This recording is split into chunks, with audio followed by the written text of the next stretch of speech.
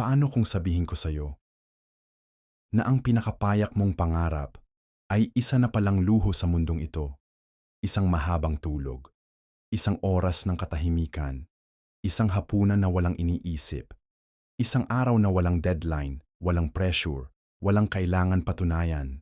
Luho, ganito na ba kababaw ang tingin ng mundo sa simpleng kaligayahan? Simula bata tayo, tinuruan tayong magsumikap, magpakabait, magtagumpay. Pero hindi tayo tinuruan kung paano mahalin ang sarili kapag pagod na, kapag ubos na.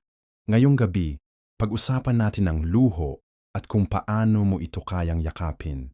Hindi dahil sa mayaman ka, kundi dahil karapat-dapat ka. Sa paningin ng lipunan, ang luho ay mamahaling bag, luxury car, five-star hotel. Pero sa totoo lang, ang tunay na luho ay hindi binibili. Ito'y hinihingi at madalas ipinagkakait.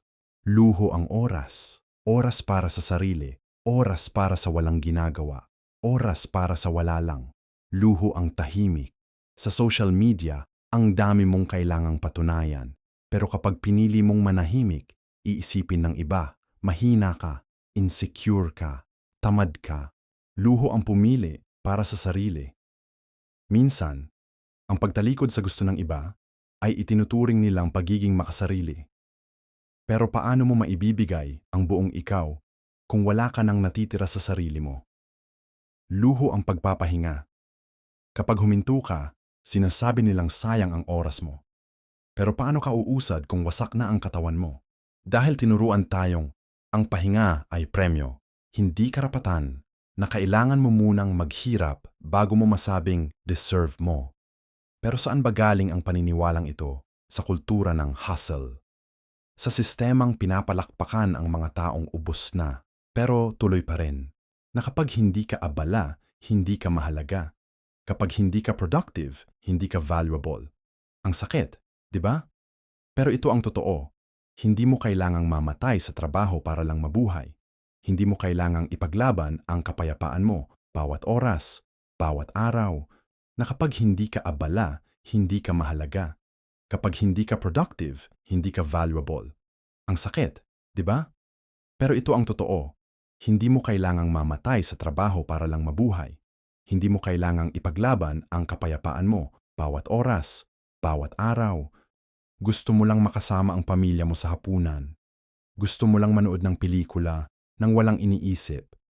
Gusto mo lang ngumiti ng totoo. Pero bakit parang ang hirap?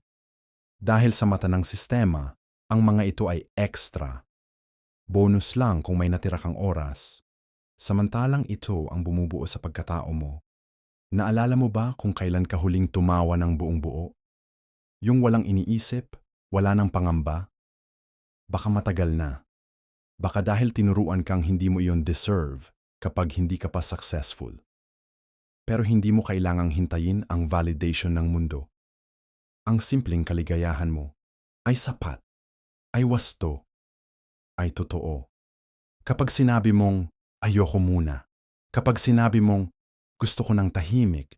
Kapag pinili mong i-unfollow ang toxicity. Iyan ang pagmamahal sa sarili. At iyan ang pinakamamahaling luho na meron ka. Pero tandaan mo, hindi mo kailangang humingi ng tawad sa tuwing inuuna mo ang sarili mo. Minsan, ang pagtakbo palayo sa ingay ay hindi pagtakas. Ito ay paghilom. Hindi pagiging mahina ang pag-amin na pagod ka. Hindi pagiging tamad ang pagtigil. Hindi pagiging makasarili ang paglayo sa kung anong hindi na nakakabuti. Ito ay karapatan. Ito ay respeto sa sarili. Ito ay luho na ikaw lang ang makakaibigay sa sarili mo. Ngayon, may tanong ako. Ano ang luho na matagal mo nang gustong ibigay sa sarili mo, pero paulit-ulit mong tinatanggihan? Pangarap mo bang magpahinga sa probinsya? Magbakasyon? Kumain ng masarap kahit isang gabi? Tumigil sa pag-please sa lahat? Isulat mo. Ilagay mo sa papel. Sabihin mo sa sarili mo, hindi ko kailangang magsakripisyo ng sobra para maramdaman kong ako'y buhay. Simula ngayon, paunti-unti, ibalik mo ang sarili mo sa sarili mo. Kunin mo ang oras na dati mong ipinagkait. Pakinggan mo ang boses mo. Yakapin mo ang luho ng katahimikan, kabutihan, at kalayaan. Ang mundo ay may standard kung sino ang karapat-dapat. Ngayon, ikaw naman ang magtakda ng panuntunan para sa sarili mo. Sabihin mo, ako ay isang luho, at hindi ako hihingi ng paumanhin para dito. Sa panahong lahat ay laging may kailangan sa'yo.